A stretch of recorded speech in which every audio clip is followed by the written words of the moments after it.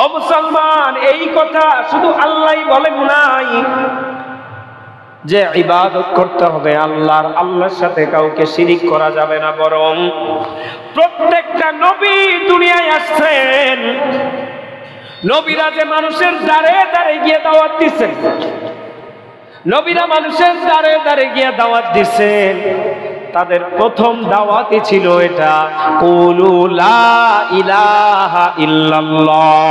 প্রত্যেকটা নবীর প্রথম দাওয়াত ছিল তোমরা বলো আল্লাহ ছাড়া আর কোনো মাবুদ নাই, তোমরা এটা স্বীকার করো, আল্লাহকে রব হিসাবে মানো, আল্লাহর প্রতি ঈমান আনো। যেই মূর্তির পূজা তোমরা করো এই মূর্তি তোমাদের কোনো ফায়দা দিতে পারবে না, কারণ এই মূর্তি তো নিজেদেরই কোনো উপকার করতে পারে না। দেখবেন মাটির মূর্তি, তার উপরে যদি কোনো মাছি পড়ে অথবা তার জন্য রাখা খাবারের উপর যদি কোনো মাছি পড়ে, কোনো মূর্তি কিন্তু ওই খাবারের উপর থেকে মাছি দূর করার ক্ষমতাও, যেই মূর্তি সামান্য মাছি দূর করার ক্ষমতা রাখে না, ওই মূর্তি কিভাবে তোমাদের উপকারে আসবে? ও মুসলমান, প্রত্যেকটা নবী মানুষের দ্বারে দ্বারে গিয়ে এটাই বুঝাইছে, প্রত্যেকটা নবী মানুষের দ্বারে দ্বারে গিয়ে এটাই বুঝাইছে, এই দাওয়াতই দিছে একমাত্র আল্লাহই তোমাদের রব, দুনিয়ায় আর কেউ তোমাদের রব না।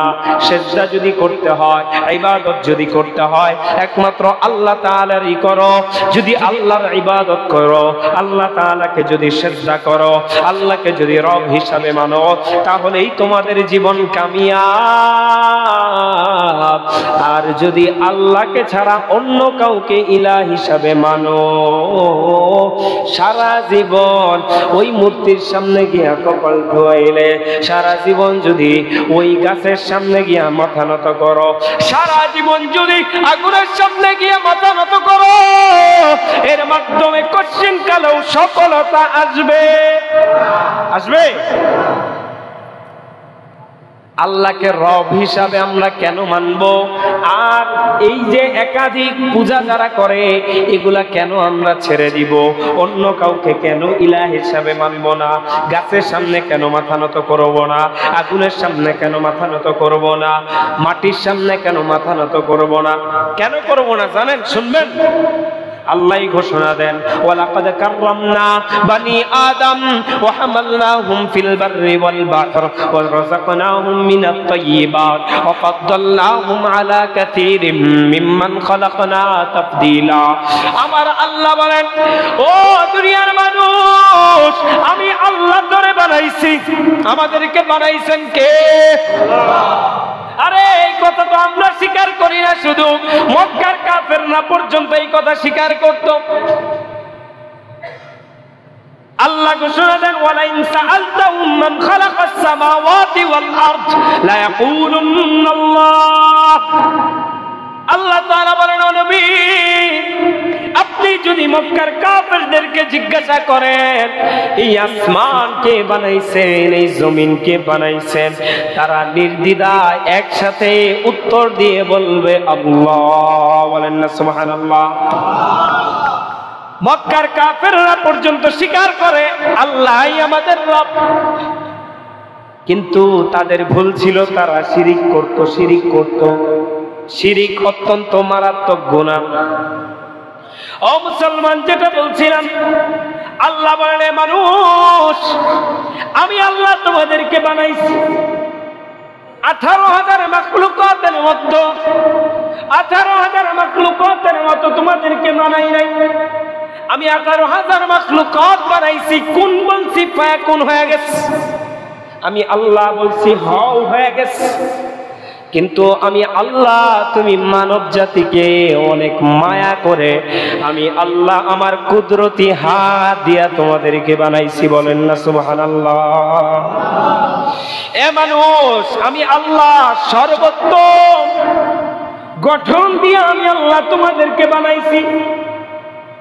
আমি আল্লাহ চাইলে তোমার চেহারাটা বানরের মতো কইরা দিতে পারতাম, আমি আল্লাহ চাইলে তোমার চেহারাটা কুকুরের মতো কইরা দিতে পারতাম, কিন্তু দেই নাই। আমি আল্লাহ তোমার চেহারাটার দিকে তাকাইছি, কোন জায়গায় কেমন নাক দিলে সুন্দর হবে, কোন জায়গায় কেমন চোখ দিলে সুন্দর হবে, কোন জায়গার মধ্যে কেমন কান দিলে সুন্দর হবে, কোন জায়গায় কেমন ঠোঁট দিলে সুন্দর হবে, আমি আল্লাহ নিখুঁতভাবে পর্যবেক্ষণ করে আমি আল্লাহ তোমাদেরকে বানাইছি। বলেন না সুবহানাল্লাহ। শুধু তাই নয় রে গোলাম, আমি আল্লাহ তোমাদেরকে বানাই খেলতই নাই। আমি আল্লাহ রব্বুল আলামিন ওয়ালাকাদ কাররামনা বানি আদম, তোমাদেরকে সৃষ্টি করার পর দুনিয়ায় যে আমি 18,000 মাখলুকাত বানাইলাম, আমি আল্লাহ রব্বুল আলামিন আমার এই সৃষ্টির মধ্যে, আমার এই মাখলুকাতের মধ্যে আমি আল্লাহ তোমাদেরকে শ্রেষ্ঠ বানায় দিছি। জোরে বলেন না সুবহানাল্লাহ। এজন্যই আল্লাহ বলেন, বান্দা ইবাদত করবা আমি আল্লাহ। আরে যাদের ইবাদত তুমি করতেছো, ওই গাছ তোমার চাইতে নিম্ন, আগুনের পূজা করতেছো, ওই আগুনের চাইতে তুমি শ্রেষ্ঠ। মূর্তির পূজা করতেছো, মূর্তির চাইতে তুমি শ্রেষ্ঠ। আমি আল্লাহ তোমাকে শ্রেষ্ঠ বানাইছি, আমি আল্লাহ তোমাদেরকে শ্রেষ্ঠ বানাইছি। এজন্য তাদের পূজা করবা না, একমাত্র আমি আল্লাহর পূজা করো। দ্বিতীয় নম্বর, যদি বলি যারা একাধিক পূজা করে, আল্লাহকে বাদ দিয়ে একাধিক পূজা করে, একাধিক রব মানে, তারা কখনো শান্তিতে থাকতে পারে না। তারা কখনো শান্তিতে থাকতে পারে না। কারণ কি বলি? কারণ হচ্ছে তারা প্রত্যেকটা জিনিসের থেকে ক্ষতি এবং উপকার আশা করে, ক্ষতির থেকে ভয় পায়, উপকার আশা করে, যার কারণে তাদের মনের মধ্যে সব সময় ভয় থেকেই থাকে। তাদের মনের মধ্যে সব সময় ভয় থেকেই থাকে। কারণ সব জিনিসকে তারা রব হিসাবে মানে, গাছকেও মানে, আগুনকেও মানে। তো তারা সব জিনিস থেকে ভয়ের মধ্যে থাকে যে হতে পারে এই জিনিস থেকে আমার ক্ষতি হইতে পারে, হতে পারে এই জিনিস থেকে আমার ক্ষতি হইতে পারে। তো তারা একটা ভয়ের মধ্যে থাকে। কিন্তু আল্লাহর ইবাদত যারা করে তাদের ব্যাপারে আল্লাহই ঘোষণা দিয়েছেন, ইন্নাল্লাযীনা ক্বালু রাব্বুনাল্লাহ, যারা আল্লাহকে রব হিসাবে মানবে, সুম্মাস্তাকামু, আল্লাহকে যে রব হিসাবে মানলো, এই কথার উপর ইস্তেকামত থাকবে, স্থির থাকবে, অটল থাকবে। আল্লাহ বলেন, ফালা খাউফুন আলাইহিম, তাদের দুনিয়ার মধ্যে কোনো ভয় নাই, ওয়ালা হুম ইয়াহজানুন, আখিরাতেও তারা কোনোদিন দুশ্চিন্তা হবে না। বলেন না সুবহানাল্লাহ।